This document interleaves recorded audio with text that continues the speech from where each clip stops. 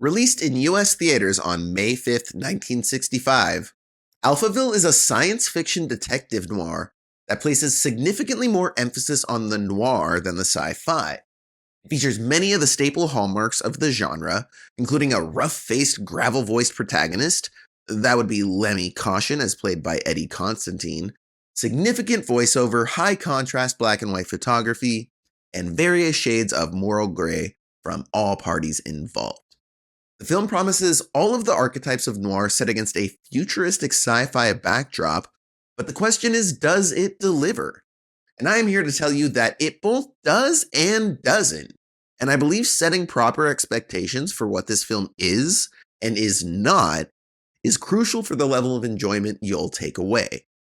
We'll talk about what the film is shortly, but I think it's probably most important to address what the film is not, and that is much of a science fiction narrative, at least as it relates to both the setting, the world building, and then how it incorporates that into the plot.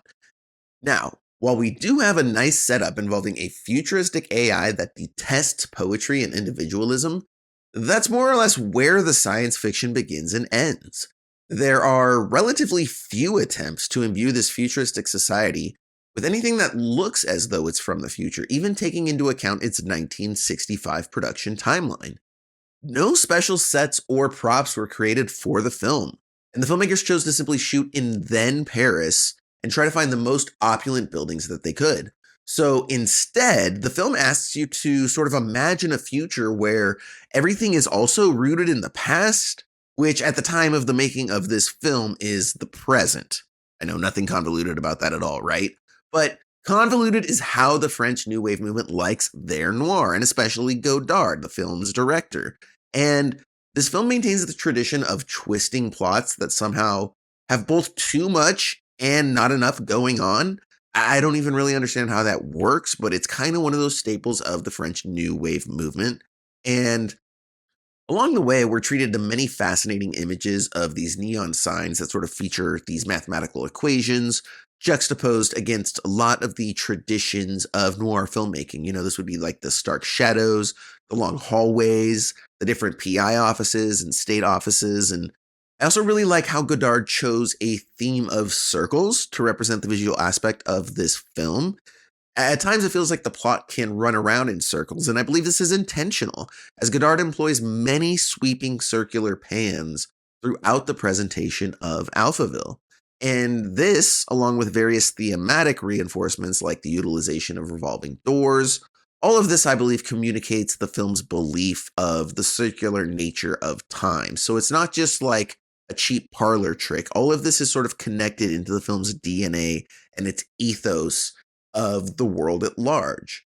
I also believe we see this expressed through the film's significant use of tracking shots, including a stellar oneer that tracks through this beautiful glass hotel elevator, not to mention various montages as our protagonist ruminates over existential questions of life and art and what it means to be human in the presence of a fascist government that derides free thought and individual expression.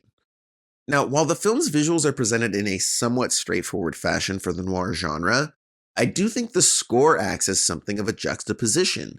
It opts for bombast and color in a world that lacks so much of either, and at times it creates almost like a jarring viewing experience, but I believe this is entirely intentional because it calls attention to how flat and uninteresting the fascists have made this world by homogenizing the entirety of human thought and artistic expression, leaving no room for questioning or dissension.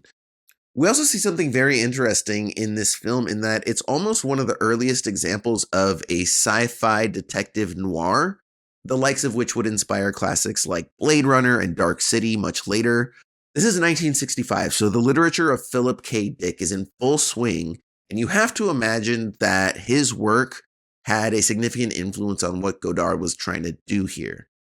Now, after taking everything into account that Alphaville is and is not, I'm giving this film 4 out of 5 stars. There have been many other films that have taken a stab at this sort of world building and storytelling since Alphaville's release. We could talk about Tarkovsky's Stalker or even Lucas's THX 1138. But as one of the first of its kind, we have to give this film its due while also acknowledging that the energetic filmmaking and compelling acting from lead Eddie Constantine make for a film that still engages to this day. For Esoteric Cinema, this has been Jason Peters. Keep on appreciating film and enjoy the movies.